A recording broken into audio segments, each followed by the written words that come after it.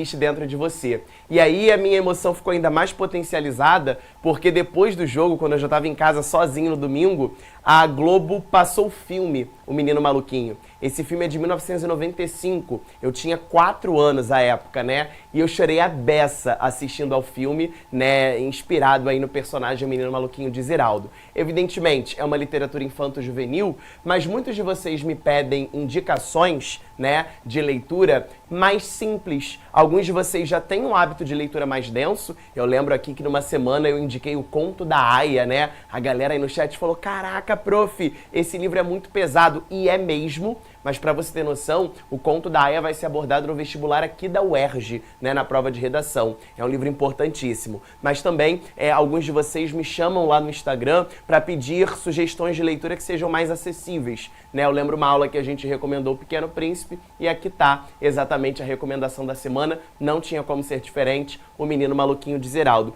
E é uma reflexão para que ao longo do processo do vestibular, que em determinados momentos você revisite, né, esse menino maluquinho, essa menina maluquinha que há dentro de você, porque apesar de estarmos, né, num ano de intensa preparação, a gente não pode criar o processo de autossabotagem, né? Eu estava conversando agora com um de vocês, né, se eu não me engano é Luiz Felipe ou Luiz Fernando, e ele falou, professor, eu não saio da nota 800, 840 no Enem, eu estou desacreditado. Ele acabou de me dizer que chegou a 920 na semana passada, né? Então acho que é muito esse o processo, né? A gente revisitar todos os dias o que a gente faz, tentar buscar inspiração, tentar buscar esperança, né? Para que a gente não tenha ali um processo de autossabotagem, que eu acho que é o pior gatilho que vocês geram em vocês. Beleza? Feita a dica de literatura da semana, dica de leitura da semana, cara, é muito maneiro. Assista o filme também, é um filme muito antigo, né, como eu te disse, de 1995, mas, cara, é genial, é genial. Como que o Ziraldo, ele inspirou e inspira, né, pra sempre. A história do Ziraldo é eterna, né, inspira aí diversos cartunistas a revisitar, inclusive, a identidade brasileira, né, porque a gente tem uma ingenuidade nesse livro, mas por diversos momentos temos críticas sociais, né, dentro desse livro também. Então fica aí a dica de leitura da semana, beleza? Na semana passada, começamos finalmente, né, a falar da periodização literária brasileira. E aí eu critiquei a beça o fato de que a gente começa a estudar literatura nacional pelo ano de 1500. E aí conversávamos que este poderia ser inclusive um argumento para a sua redação do Enem de 2022. Lembra dessa crítica, né, da aula da semana passada? É impressionante como que a gente começa a estudar de fato a história brasileira, como que a gente começa a estudar de fato a literatura nacional pelo viés do colonizador, né? A partir do momento em que eu entendo que a literatura brasileira começa em 1500, que a história brasileira começa em 1500, eu tenho todo um passado, né, de povos tradicionais, de comunidades tradicionais negado, né? Isso poderia ser um argumento que a gente chama na redação de lacuna escolar. Como que a gente banalizou, como que a gente internalizou a chamar inclusive esse período de 1500 de, entre muitas aspas, descobrimento do Brasil. Né? Isso seria um argumento lindo, inclusive uma redação nota 1000, uma das 28, apenas 28 alunos tiraram nota 1000 neste ano, e uma delas criticava exatamente esse sistema educacional tão arcaico, né, que até hoje perpetuava as aulas de História e Literatura, tendo como marco o ano de 1500. Fato é que na semana passada, na nossa última aula, conversamos sobre esse período que se chamou na literatura de quinhentismo, fazendo uma clara alusão ao ano de 1500, em que houve um início de um processo de colonização aqui no Brasil. E aí vimos que a literatura quinhentista, ela estava dividida em duas grandes vertentes. Lembram disso? A literatura de informação, e aí analisamos a carta de Pero Vaz de Caminha, e a literatura de catequese. Analisamos o fundamento dos padres jesuítas aqui no Brasil, que era, por meio da leitura, sobretudo de sermão, a catequese do indígena brasileiro. Beleza? E aí chegamos à conclusão de que o quinhentismo não era uma escola literária brasileira. Por quê? Porque, obviamente, eu tinha apenas o viés do colonizador sobre a terra a ser colonizada. Agora, a gente está inserido no ano de 1601 e é a partir daqui que começa a literatura brasileira de fato. Hoje a gente vai entender qual é a perspectiva do Barroco, e aí eu quero que você lembre o seguinte: na semana passada eu te disse que a cada escola literária que a gente for analisar, eu vou te mostrar uma imagem, uma fotografia que resume aquela escola literária. Na semana passada, no quinhentismo, eu te mostrei a foto de caravelas chegando ao Brasil, chegando à terra descoberta, né? A terra que seria colonizada. Agora no Barroco, eu quero que você tenha, claro, né? Só antes de mostrar a foto, relembrar o porquê disso. Quando a gente estuda as escolas literárias, não só, né, leitura e conhecimento de mundo, leitura e conhecimento literário, bagagem cultural para um êxito na prova de linguagens, não. Também vamos, sempre que pintar o milzão aí na sua tela, falar de repertório sociocultural para a sua redação do Enem, beleza? Não à toa, eu já comecei esse TBT, né, esse regresso da aula da semana passada, colocando aí para você o quinhentismo associado ao tema de redação do Enem de 2022, beleza? Mas como eu ia dizendo, a cada escola literária que a gente for revisitar, for aprofundar, eu quero que você internalize uma fotografia. A nossa mente, ela tem essa facilidade em decodificar, em registrar e em buscar, filtrar imagens, né? Pensa aí numa foto que você curtiu hoje no Instagram de alguém. De alguém, tá? Pode ter sido no do seu crush, no do seu ex, que tem uma galera aí que fica curtindo foto do ex, né? Pensa na foto que você curtiu do seu ex hoje. Cara, você não se preocupou em ler a legenda. Ou você até leu, mas o que fica na sua cabeça de fato é a imagem. Então, quando você associa uma escola literária a uma imagem, isso pode salvar no dia da prova. Então vamos pensar que o quinhentismo, a gente associou exatamente a ideia das caravelas chegando ao Brasil com o intuito colonizador. Quando a gente fala de barroco, eu quero que você tenha em mente as igrejas barrocas, beleza? Por que olhar para uma igreja barroca vai trazer para você benefício na hora da... Barroco é basicamente religiosidade e ostentação. Quando a gente pensa em religiosidade e ostentação, metade dos nossos problemas estão resolvidos nessa escola literária de nome tão singelo. Galera, quando a gente pensa em quinhentismo, fizemos a associação exatamente ao ano de 1500. E barroco? De onde será que vem o nome dessa escola literária? O que será que significa o termo barroco? Galera, quando a gente busca no dicionário, metalinguisticamente, uma definição para barroco, a gente vai encontrar que barroco seria uma pérola em formato anômalo. Como assim, Diego? A gente vai associar essa pérola exatamente à ostentação, à exuberância do barroco. Quando a gente entra em uma igreja histórica do barroco, os nossos olhos doem de tanto ouro presente no altar da igreja. Então a gente entende que esse barroco é uma escola literária que prezou muito, sim, pela ostentação. Mas por que em formato anômalo? Esse formato anômalo vai fazer uma alusão às dualidades, aos contrastes, aos paradoxos e às antíteses tão frequentes nessa escola literária. A gente vai entender que o barroco surge de um período da história europeia bastante conturbado, as reformas e a contra-reforma da Igreja Católica. E esse período extremamente dual vai reverberar, vai gerar para a história e para a literatura um momento de intensa contradição, de uma polaridade muito extrema. Daí o nome desse movimento literário ser barroco. Uma analogia a algo reluzente, a algo que realmente simbolizaria uma ostentação, mas ao mesmo tempo uma ostentação anômala, dado esse período aí de conflitos, de contraste, de contradição entre exatamente a reforma e a contra-reforma religiosa. Beleza? Então vamos começar a organizar o mapa mental. Como sempre, ao final da aula eu vou mostrar o meu mapa mental, que já está ali prontinho, mas enquanto isso, vá fazendo o seu com as informações mais relevantes, com as informações primordiais desse nosso encontro de hoje. Beleza? Então coloca aí no centro do seu flashcard a palavra barroco, associe ao ano de 1601 e a imagem que tem que ter aí na sua cabeça é a imagem de uma igreja barroca, dada a questão, o fundamento da religiosidade e da ostentação tão típicos, né, desse movimento literário. Beleza? Vamos começar então pelo contexto histórico. Vimos na semana passada que não há como separar história de literatura. Inclusive a história do nosso país, ela é documentada, né, por meio dos textos quinhentistas. Então aqui no barroco não será diferente. A gente vai entender esse contexto histórico em dois grandes lados. O lado A e o lado B, o lado esquerdo e o lado direito. Ou seja, dois grandes lados que vão gerar um conflito intenso lá na Europa para o surgimento dessa escola literária. E o dado A, eu vou me referir ao ano de 1517, em território europeu, em que um padre chamado Martinho Lutero, um padre alemão, começou a denunciar as práticas corruptas que a Igreja Católica praticava. Três delas, né, três dessas 95 são a indulgência, a ostentação e a simonia. Entendemos por indulgência a venda do perdão. Imagina, eu sou um pecador, vou à igreja para me confessar, porém, para que eu possa ser perdoado diante o perdão divino, diante o olhar de Jesus, né, eu vou precisar pagar para isto. Martinho Lutero começou a perceber que ele não concordara com essa prática.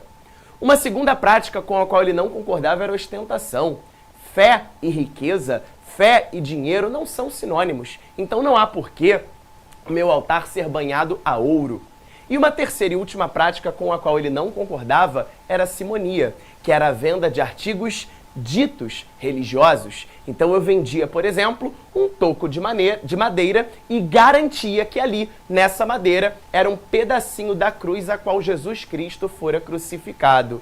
E tinha gente que acreditava. Não é verdade? Galera, aí você pode pensar, pô, mas cara, que idiota. O cara vai comprar um pedaço de madeira achando que aquilo ali foi a cruz. Gente, isso aqui, ó, 1517. Até hoje você acredita em corrente do Zap? Não é verdade? Igual minha mãe fala, corrente do Zap. Até hoje você acha que se você tomar água com limão e alho, você não vai se gripar? Não tem essas teorias até hoje? Essas correntes de fake news que passam? Pô, isso a gente tá falando de 2024.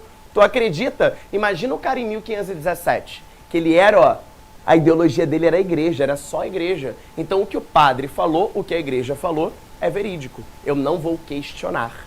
Mas o Martinho Lutero começa exatamente, né, a criticar essas posturas corruptas num livro que ele vai chamar de 95 Teses. Então, organizando esse rolê, dado A, 1517 na Europa, tá? 95 Teses de Martinho Lutero, um padre, né, um padre alemão, denunciava práticas corruptas da igreja com as quais ele não concordava, prejudicando a hegemonia da Igreja Católica. Galera, quando Martinho Lutero funda uma nova religião, né, chamada de luteranismo, o que vai acontecer vai ser uma evasão de fiéis que vão olhar para esse padre e falar, ué, faz sentido o que esse maluco está dizendo, então eu vou segui-lo. E quando eu sigo, eu deixo de acreditar na Igreja Católica tradicional. O microfone está falhando. Aí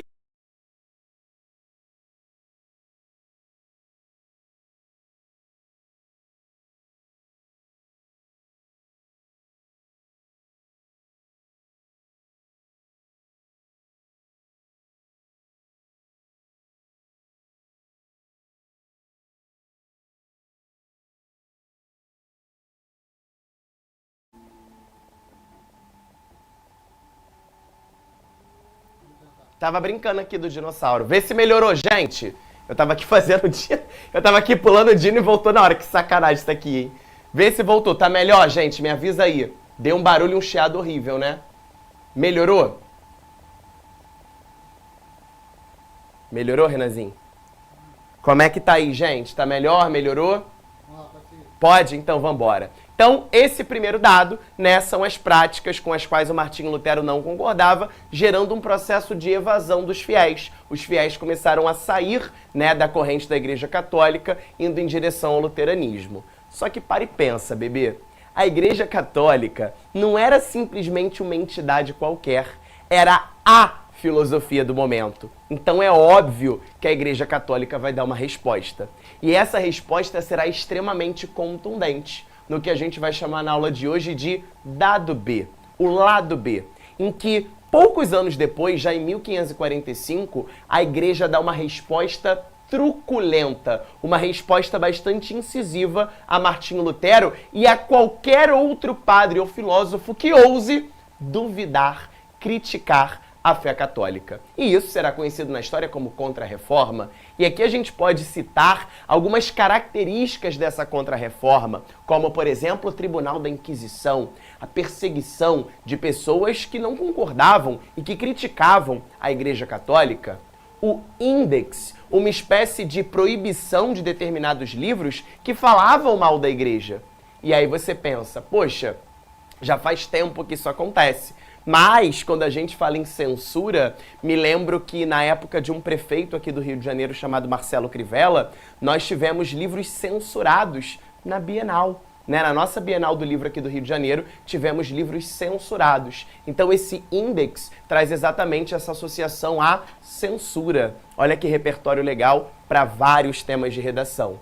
E a Companhia de Jesus, que era uma espécie de escolas formadoras de padres, para que esses padres, no processo de colonização, pudessem trazer a fé católica como exatamente uma doutrinação daqueles que seriam catequizados. Beleza? E aí o que a gente tem como resultado desse lado A versus lado B? Um período de angústias, um período de dúvidas para o homem e, principalmente, uma visão distinta entre pecado e perdão, paraíso versus vida mundana.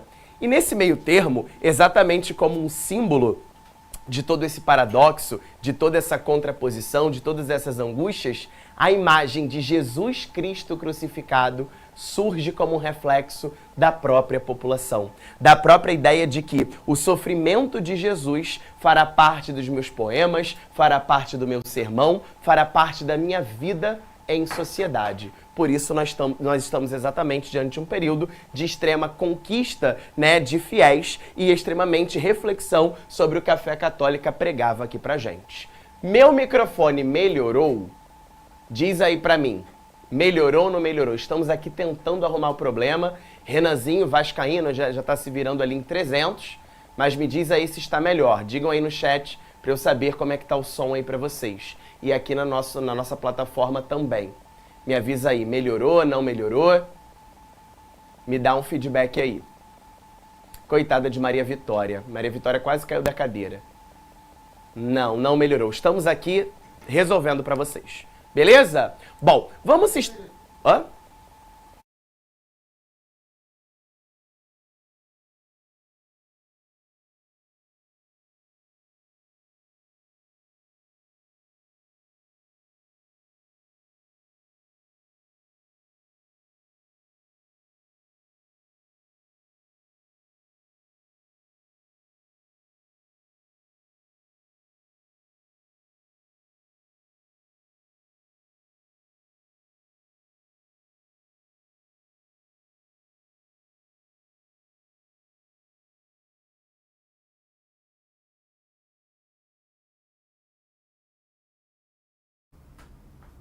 Tô aqui no meu pula-pula ainda esperando, mas agora foi, hein? Me diz, melhorou? Agora meu som está tranquilo aí pra vocês?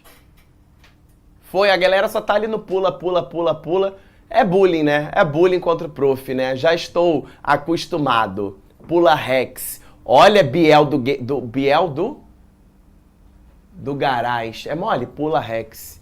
Maravilha! Vamos lá, vamos continuar. Vamos começar a organizar, então, as características temáticas do Barroco. Já entendemos, né? Exatamente esse período histórico de reforma e contra-reforma. Agora a gente começa a organizar as características. Então, aí no seu mapa mental, eu preciso que você tenha, de um lado, né, esse contexto histórico e agora as características que a gente vai ver no Barroco. Primeiro, referências religiosas. A imagem de Cristo como grande protagonista. Galera, isso vai gerar um apelo emocional muito grande, porque em vários poemas, o nosso principal poeta, que é o Gregório de Matos, já vem o Pica-Flor, já vem o Boca do Inferno, né? Ele vai fazer uma associação desse apelo emocional da imagem de Jesus Cristo crucificado. Isso gera exatamente uma comoção, dado o sofrimento e o sacrifício que essa imagem reverbera. Beleza? Galera, outro dado importante no Barroco é como que a mulher é vista de forma dual.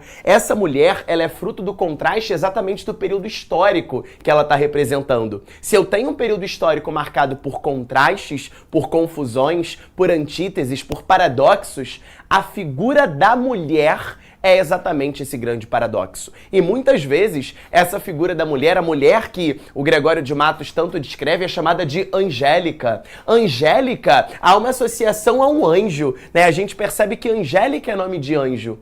mas ao mesmo tempo esse anjinho, ele incorpora o Satanás. Seria uma mulher quase que numa tentação da Eva bíblica. Então a gente vai perceber que essa mulher que parecia ser um anjo, ao mesmo tempo ela é sinônimo de tentação. Já já a gente vai ver um exemplo de poema nessa pegada.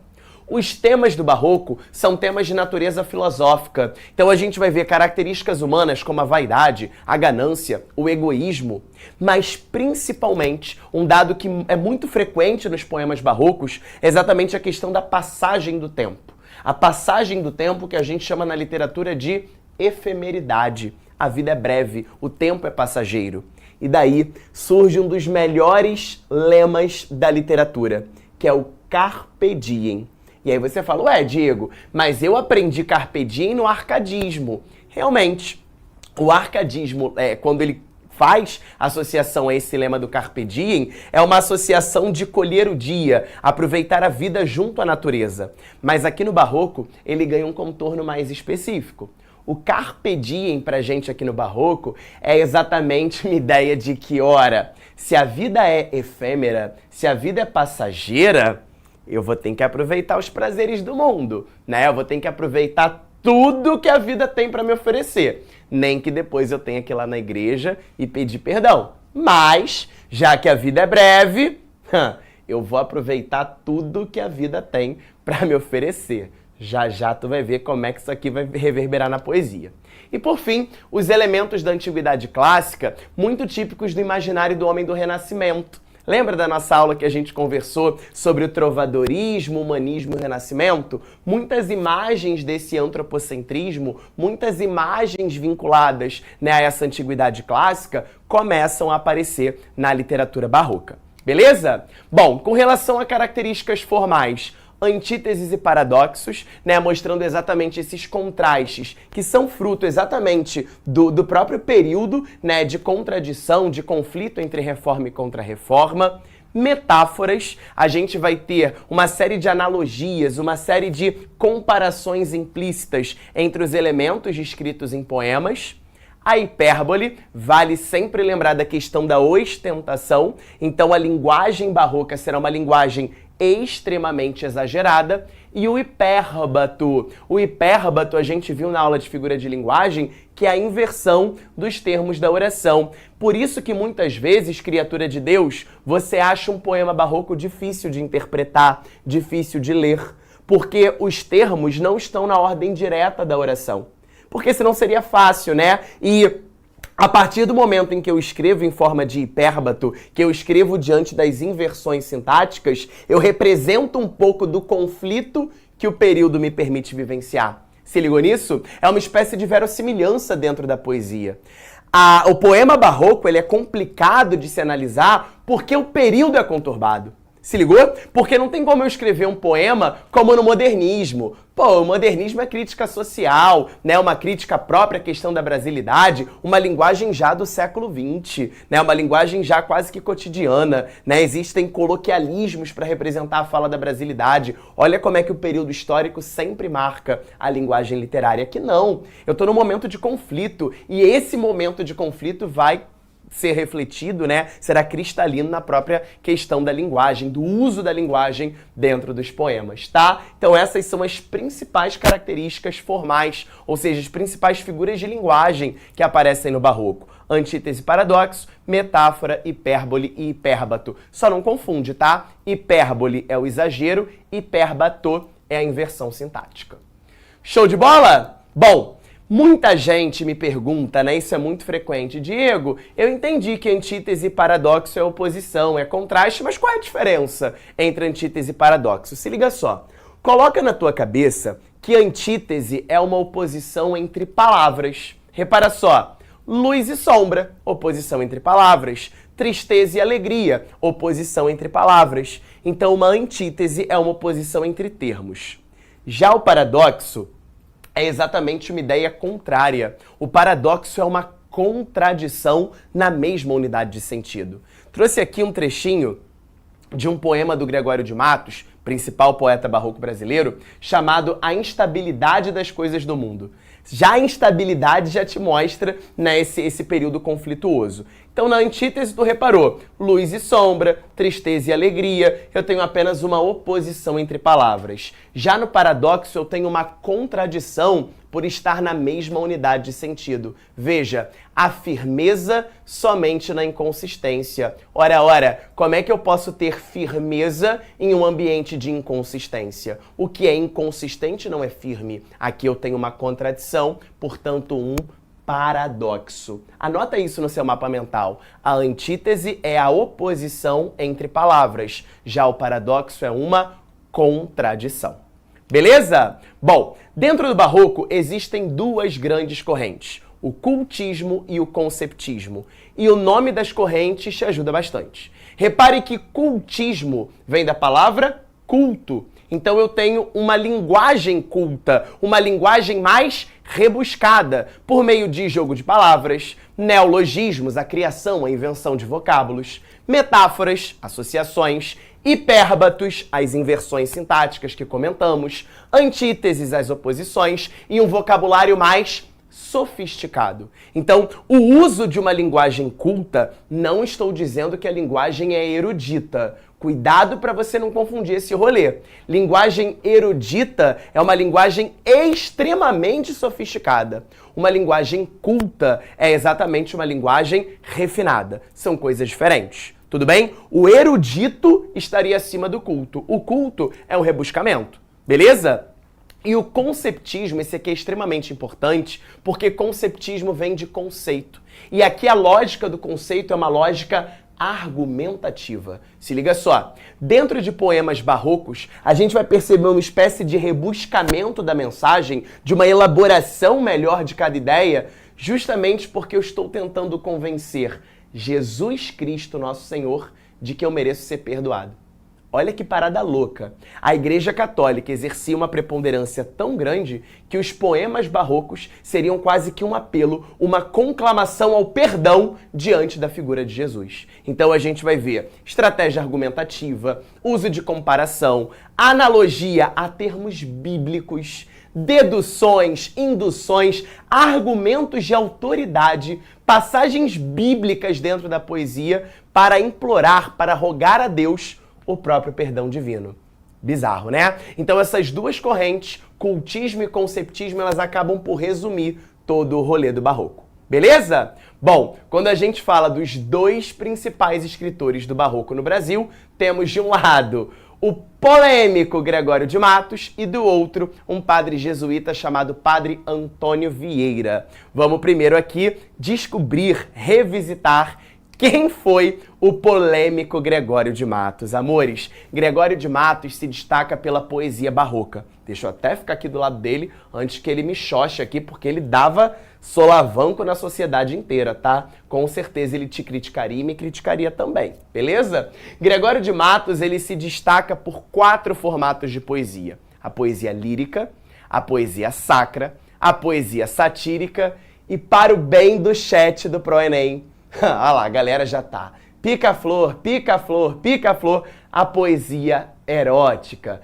Sim, meu Deus do céu, a 5ª série B que habita em mim vai conversar com a 5ª série B que habita em você. Sim, teremos exatamente alusões a uma poesia erótica dentro do Gregorinho, que realmente revolucionou a poesia brasileira. Beleza? Então nós temos essas 4 vertentes. Vamos entender cada uma delas. Deixa eu te dar uma super dica.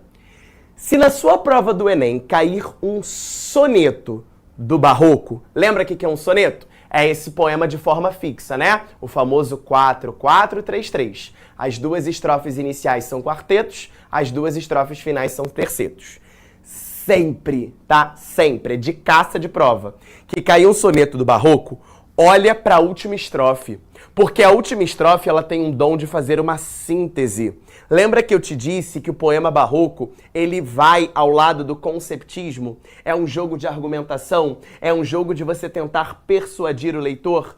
Então, Olhe para a última estrofe de um poema barroco. Geralmente, a resposta está aqui. Geralmente, a temática do soneto está aqui. Geralmente, o jogo do conceptismo está nessa última estrofe. Isso te ajuda demais, tá? Não é que você vai ignorar todo o restante do poema, mas se concentra na última estrofe, que geralmente um soneto, na sua última estrofe, no seu último terceto, ele faz um apanhado geral, tá? Exatamente do teor, né, da interpretação desse poema. Vamos lá. Poesia lírica. Quando o Gregório de Matos resolve fazer poesias líricas, a gente está falando da lírica amorosa. E nessa lírica amorosa, ele sempre vai fazer referência a uma mulher. E geralmente essa mulher se chama Angélica. E essa mulher angélica, percebam que ele começa fazendo uma caracterização de uma Angélica angelical, vejam, anjo no nome, angélica na cara. Isso é ser flor e anjo juntamente. Ou seja, ele começa a fazer uma caracterização de que Angélica seria um anjinho, né? Exatamente uma mulher em formato de anjinho, que só quer o bem. Mas depois, você sempre tem que lembrar, gente, que barroco é contraste, é oposição, é antítese, paradoxo. Olha lá o que ele começa a falar de Angélica no final do poema. Se como anjo sois dos meus altares, vou chegar aqui, ó. Livrara eu de diabólicos azares. Mas, olha a questão da oposição aqui, ó. Mas vejo que tão bela e tão galharda, ou seja, tão bela e tão formosa, posto que os anjos nunca dão pesares. Sois anjo que me tenta e não me guarda. Ou seja, qual é a imagem que ele faz dessa Angélica? A imagem de um anjinho que não guarda o poeta, que não guarda o eu lírico, e sim que tenta esse eu lírico. A Angélica vista como uma tentação, esse anjo como sinônimo de tentação. Então, nessa lírica, quem perguntou aí o que é lírico? Lírico, Larissa, é o instrumento musical de cordas, né? É a lira, a expressividade, a musicalidade. Nessa lírica do Gregório de Matos, geralmente é uma oposição dessa mulher, ora ser angelical, ora ser demoníaco. Anjo que me tenta é um paradoxo. Beleza? E muitas menininhas aí são anjos tentadores, não é verdade? É verdade, é verdade. Minha irmã é um anjo tentador que se mudou para São Paulo agora. Que saudade da minha irmã, já estou morrendo de saudade, né? Ela tem uma carinha de anjo, mas de anjo não tem absolutamente nada. Débora, este poema foi feito para você. Angélica na cara, mas você é anjo, mas que me tenta. Beleza? Bom, poesia sacra. Galera, sacro significa religiosidade. Vamos aqui à última estrofe. Olha o que ele diz.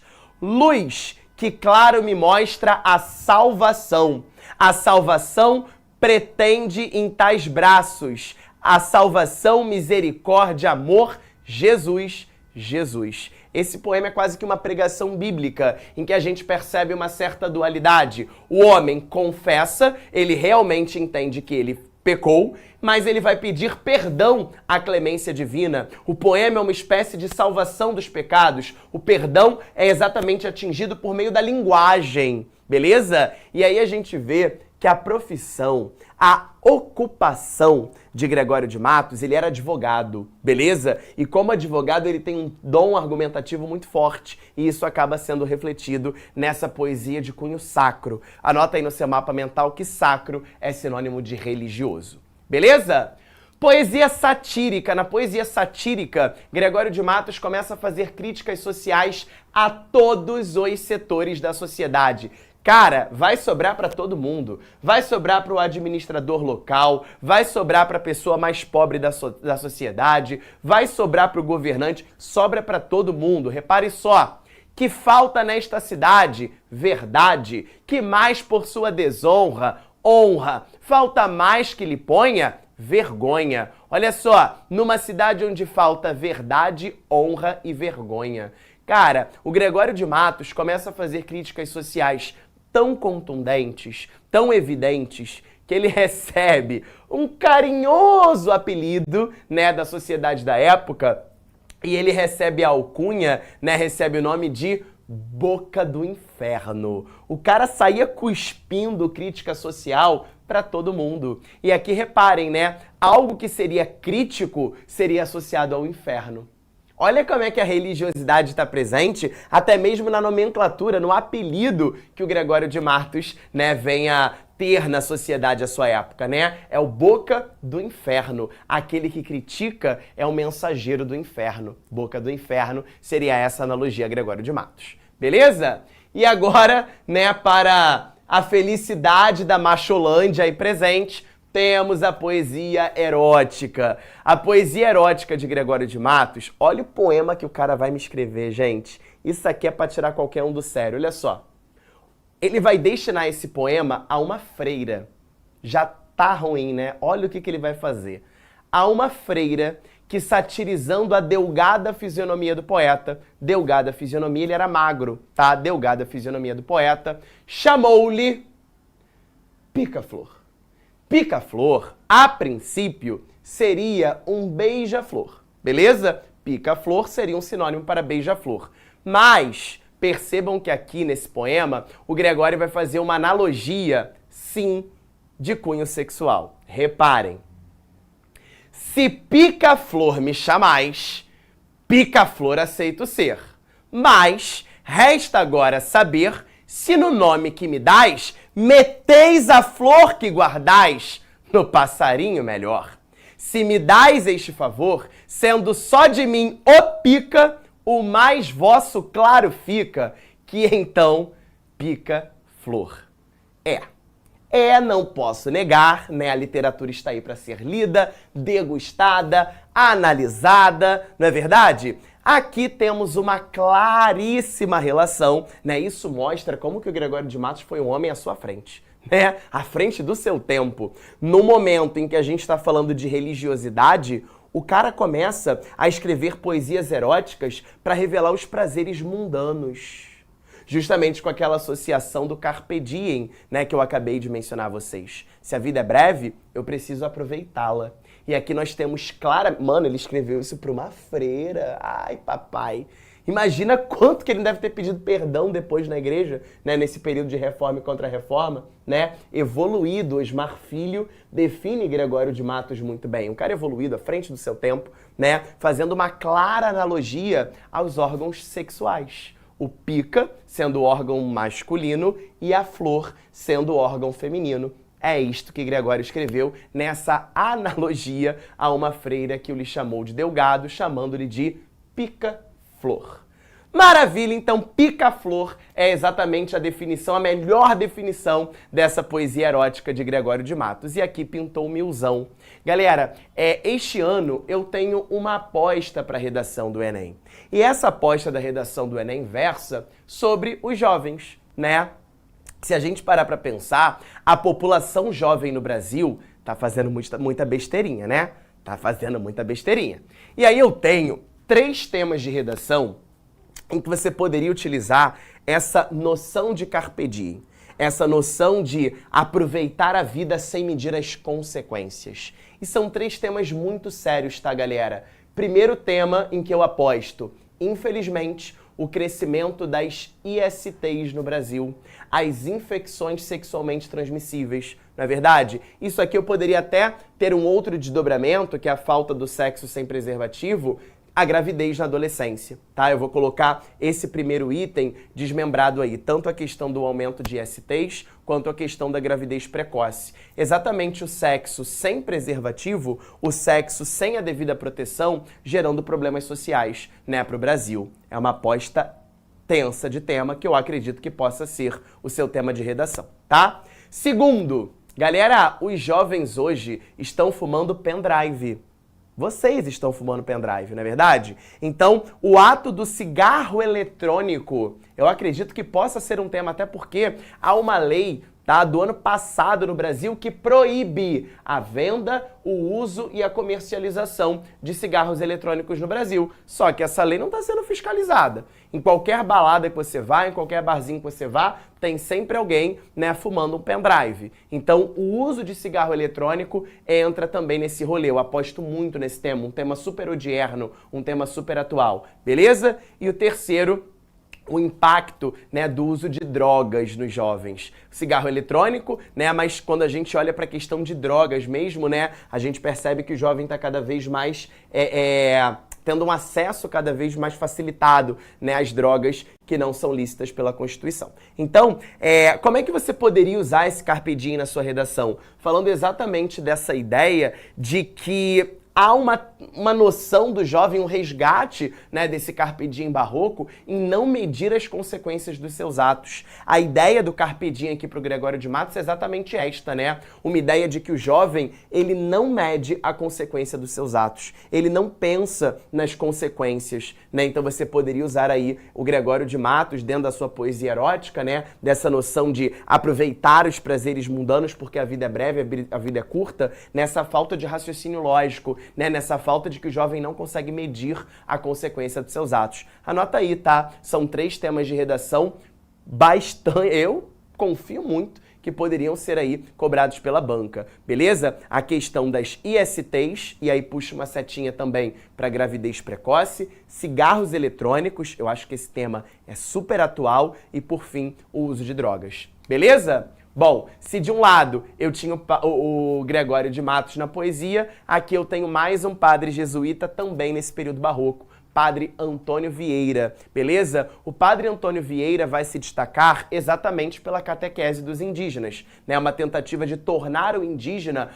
alguém que seja produtivo dentro do ambiente da colonização. E o Padre Antônio Vieira, ele vai se destacar pela produção de um gênero, né? Um gênero textual bastante produtivo para o contexto, que é o sermão. Galera, sermão é uma lição de moral. Então eu tenho exatamente uma forma textual em que eu tenho uma persuasão, um convencimento do leitor, no caso do ouvinte, né? Que era o indígena, para que ele possa se tornar produtivo para o processo de colonização. Dei uma acelerada aqui, né, porque tivemos aquele probleminha com o microfone, para não atropelar a aula do Felipe, tá? Você pode ficar despreocupado, que eu já vou te dar um spoiler, tá? Daqui a 2 semaninhas, a gente vai fazer aqui no Pro uma semana de revisão. Tem muita gente, né, começando agora o ano, muitos de vocês estão entrando agora no Pro. A gente vai fazer uma semaninha de revisão. E aí, na minha semaninha de revisão, eu vou pegar exercícios exatamente desses 3 movimentos. O quinhentismo, que a gente viu na semana passada, muitos exercícios de barroco, que é o tema da aula de hoje, e o da semana que vem, já te dando um spoiler, que é o arcadismo. Então, daqui a 2 semanas, a gente vai fazer uma bateria mais intensificada de exercícios do quinhentismo, do barroco e do arcadismo, para você ver como que essas escolas do período colonial caem no Enem.